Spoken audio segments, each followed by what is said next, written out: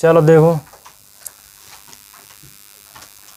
देखो सबसे पहले पहचान बहुत ज़रूरी है। वह शाम को मेरे पास आता है। अब सेंटेंस में यहाँ पर केवल अकेले एक व्यक्ति की बात नहीं है, इसमें सेंटेंस के अंदर दो लोग इन्वॉल्व हो गए। कौन लोग? कितने लोग? दो लोग इन्वॉल्व हो गए। पहला व्यक्ति तो ये है और दूसरा व्यक्ति ये है, ठीक है। एक तो वह है और दूसरा मेरे।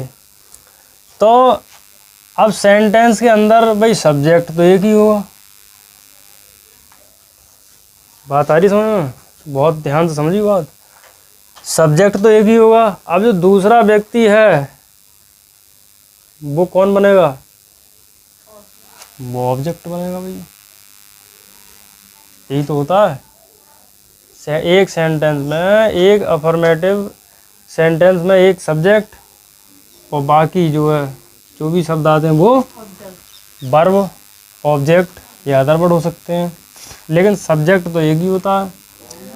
तो वह शाम को मेरे पास आता है, तो सेंटेंस पहले कितना बनाओगे? वह आता है। वह आता है तो सेंटेंस क्या बनाओगे? ही। अब देखो सब्जेक्ट हमारा सिंगुलर है तो हमें क्या लगाना पड़ेगा? एस या ई एस। अब ई एस लगा नहीं सकते हम इसमें, तो एस लगाएंगे केवल। तो ही कम्स। अब देखो ही कम्स, वह आता है मेरे पास। सेंटेंस कैसे बनाओगे? वह आता है मेरे पास। तो भाई इसमें और इसमें संबंध हो गया, रिलेशन हो गया इसमें और इसमें। तो रिलेशन को बताने के लिए क्या करेंगे? He comes. और आने जाने के लिए वैसे भी हम किसका प्रयोग करते हैं? टू का प्रयोग करते हैं। He comes to. ये अब देखो अगर ये सब्जेक्ट होता तो हम क्या लगाते? मेरे की अंग्रेजी आई लगाते, नहीं लगाते? अरे लगाते। अब ये यहाँ पर किसके रूप में है? ऑब्जेक्ट के रूप में। तो इसका आई का ऑब्जेक्ट क्या होगा? मी। तो आई का ऑब्जेक्ट क्या होगा? मी। तो हम क्या लगाएंगे यहाँ पर? He comes to me. अभी सेंटेंस कितना बन गया? अभी वह मेरे पास आता है। सेंटेंस तुमने इतना बना लिया। बात आ रही बेटा समझ में? तो ही कम्स टू मी। अब कब आता है? समय भी दिया है इसमें। समय कौन से समय में आता है? तो क्या लगा? शाम को, यानी कि शाम में आता है, शाम के समय में आता है, ठीक।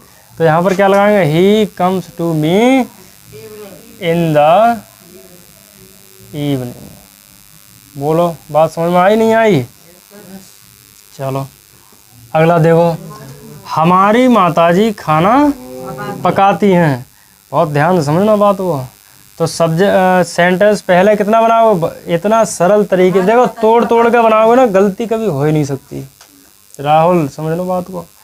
हमारी माताजी पकाती हैं। सेंटेंस अभी कितना बनाओगे?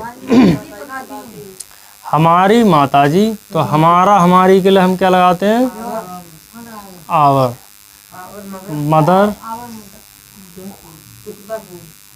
पकाती हैं तो क्या लगाएंगे भाई पकाने के लिए? कुक, कुक्स। हमारी माताजी पकाती हैं क्या? भोजन, यानी कि खाना। तो क्या लगाएंगे हम? फूड। बस बन गया सेंटेंस। उतारने में मत लगे रहो, देखो समझो, ठीक है। वे विद्यालय समय पर जाते हैं। सेंटेंस अभी कितना बनाओगे? वे जाते हैं। वे जाते हैं। तो वे यानी कि दे। वे यानी कि दे। जाते हैं तो जाते हैं मतलब गो। जाते हैं मतलब गो। अब बताओ ऐसे ही ऐसे लगाएं? क्यों नहीं लगाएं? क्योंकि सब्जेक्ट हमारा प्लूरल है। तो दे गो, कहाँ जा रहे हैं? विद्यालय। तो दे गो टू स्कूल। अब देखो समय समय कंडीशन भी रखी है, समय पर, यानी कि समय के अंदर जाना होता है स्कूल में। 8 बजे का अगर विद्यालय है तो 8 बजे के अंदर अंदर चले जाओगे। तो इसके लिए हम क्या लगाएंगे, समय पर तो लगाओगे they go to school in time. क्या लगाओगे, इन टाइम, मतलब वह विद्यालय समय में जाता है, या वे विद्यालय समय में जाते हैं या समय पर जाते हैं। मैं गरीबों की सहायता करता हूँ।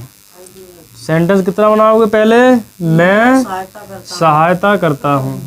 ठीक है भाई, सहायता करना की एक ही अंग्रेजी ये वर्ब है पूरी।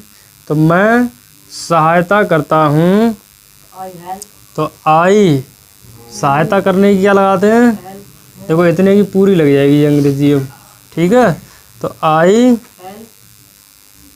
हेल्प, ऐसे ही ऐसे लगा नहीं सकते क्योंकि सब्जेक्ट हमारा कैसा है, बहुवचन है, प्लूरल है। तो आई हेल्प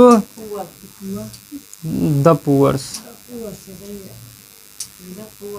ठीक है, हाँ, मैं कार चलाना जानता हूँ, या ऐसा भी लिख सकते हो ऑफ द पुअर। सही है, ऑफ द पुअर। ऐसे भी ये अर्थ सेम ही अर्थ निकलता है कि वह गरीबों की सहायता करता है। तो मैं कार चलाना जानता हूँ, मैं कार चलाना जानता हूँ। तो सेंटेंस कितना बनाओगे, मैं जानता हूँ। बहुत सरल तरीके से सेंटेंस बनाना सीख रहे हो तुम, इससे तुम्हें गलतियाँ होंगी नहीं बिल्कुल। तो मैं जानता हूँ, सेंटेंस इतना बनाओगे तो क्या लिखोगे, आई मैं की आई, और जानता हूँ की क्या लगाओगे, नो। अब सब्जेक्ट हमारा कैसा है, प्लूरल।